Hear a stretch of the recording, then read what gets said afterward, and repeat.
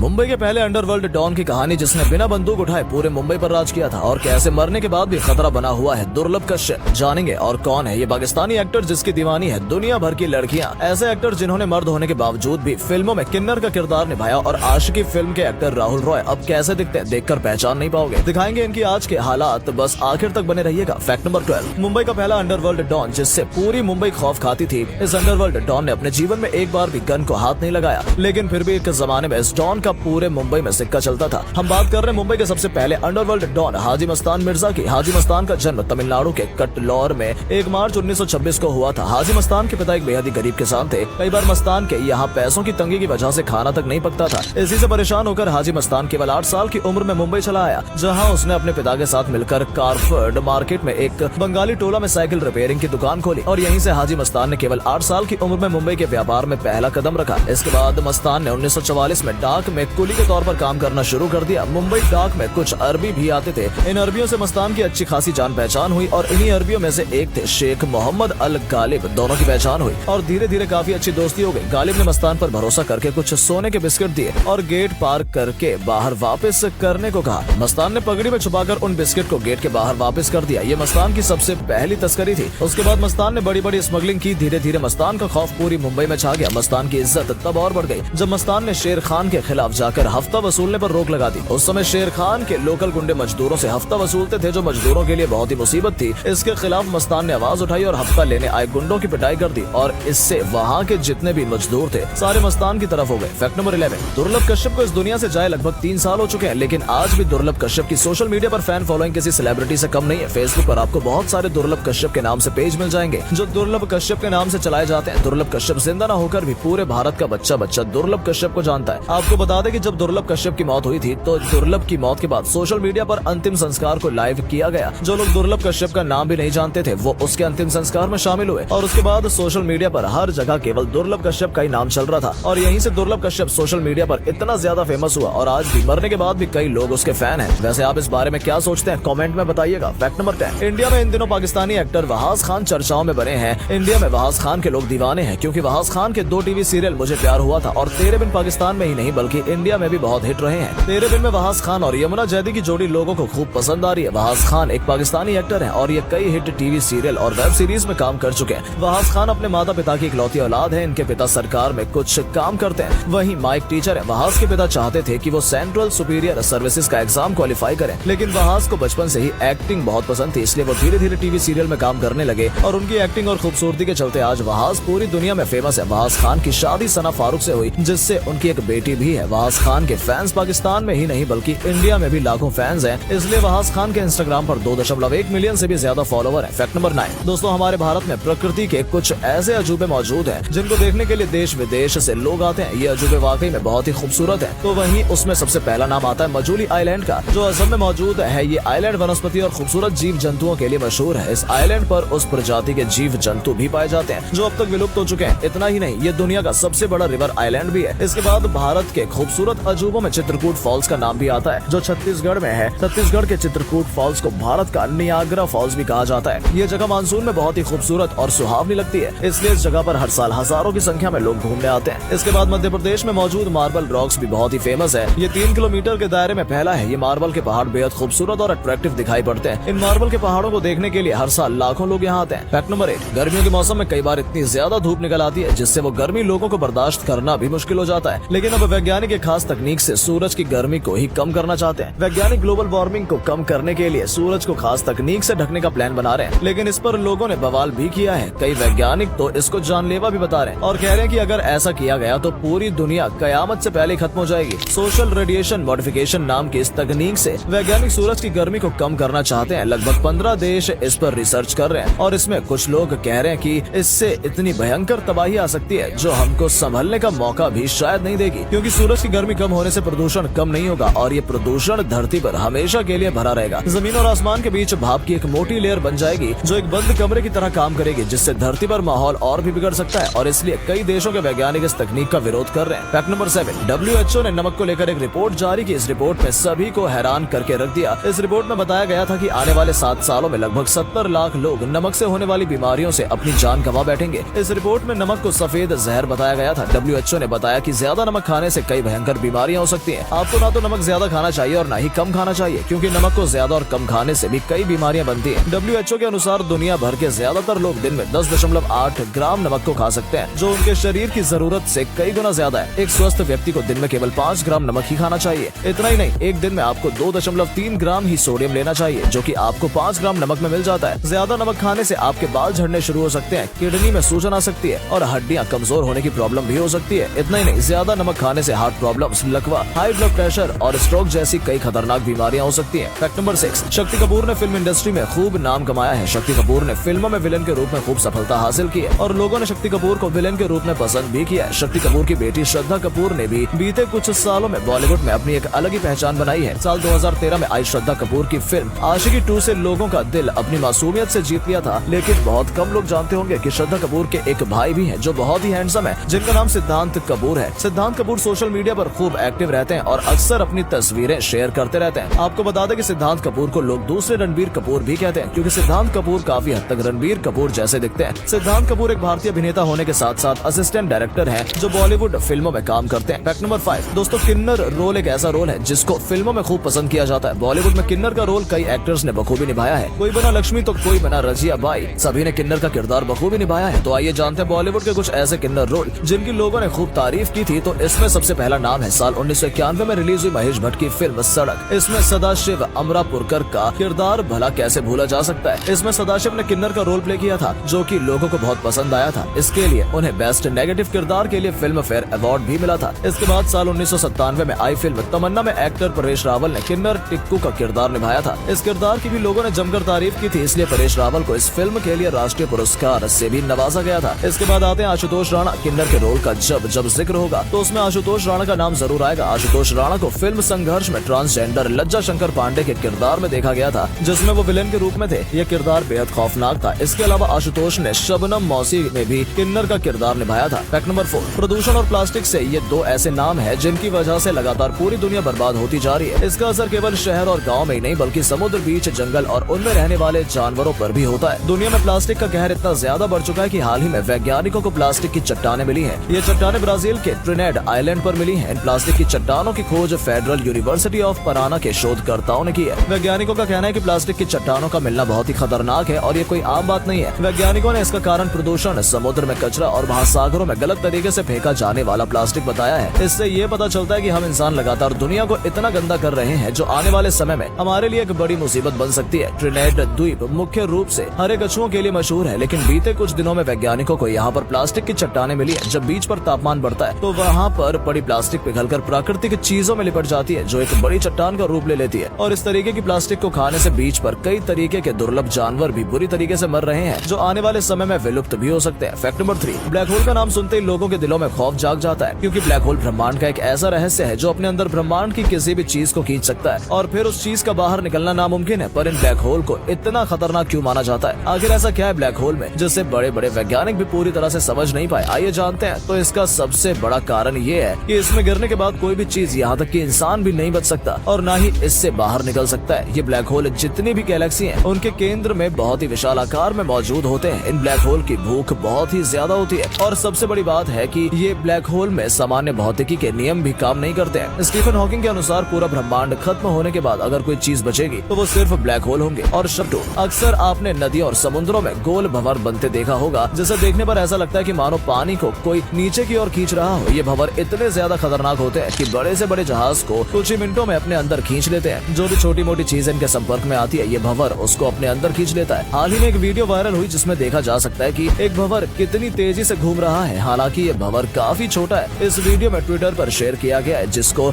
अब तक 10 मिलियन से भी ज्यादा लोग देख चुके हैं। इन भंवरों के बनने का वैज्ञानिक कारण बीच में कम दबाव का एक क्षेत्र उत्पन्न होना भी होता है, जो गोल गोल घूमते हुए गहराई की तरफ जाते हैं। पानी का बहाव तेज होने के चलते ये प्रक्रिया निरंतर ऐसे ही चलती रहती है, जिसे भंवर कहा जाता है। हालांकि कई बार ये स्थिति तेज हवाओं के चलने से भी उत्पन्न हो जाती है। ये भंवर बहुत ही शक्तिशाली होते हैं और कई बार ये लोगों के लिए बड़ी मुसीबत भी बन जाते हैं। फैक्ट नंबर 1, साल 1990 में आई फिल्म आशिकी एक बेहतरीन फिल्म थी। ये फिल्म उस समय सुपर हिट रही। इसमें लीड रोल राहुल रॉय का था, जिनकी एक्टिंग को लोगों ने खूब पसंद किया था। इस फिल्म के बाद राहुल रॉय का पर्सनल स्टाइल और हेयर स्टाइल भी काफी पॉपुलर हुआ था और इसके बाद इनको चॉकलेटी बॉय के नाम से भी जाना जाने लगा था। एक समय में राहुल रॉय लोगों के दिलों पर राज करते थे, लेकिन अब राहुल रॉय का लुक पूरी तरह बदल चुका है और अब इस सितारे को पहचानना काफी मुश्किल है। रिसेंटली राहुल रॉय ने एक पिक्चर शेयर की है जिसमें लोग उनको पहचान भी नहीं पा रहे, क्योंकि अब राहुल रॉय की उम्र लगभग 55 साल हो चुकी है, इसलिए अब उनको पहचान पाना बहुत ही मुश्किल है। बढ़ती उम्र राहुल रॉय के चेहरे से ही मालूम चल रही है। उम्मीद है आपको आज की वीडियो पसंद आई होगी। अगर हाँ तो इस वीडियो को लाइक करें और अपना पसंदीदा फैक्ट कमेंट करें और वीडियो को शेयर जरूर करें। आपका एक शेयर हमें मोटिवेट करता है ऐसी और वीडियोस बनाने के लिए। धन्यवाद।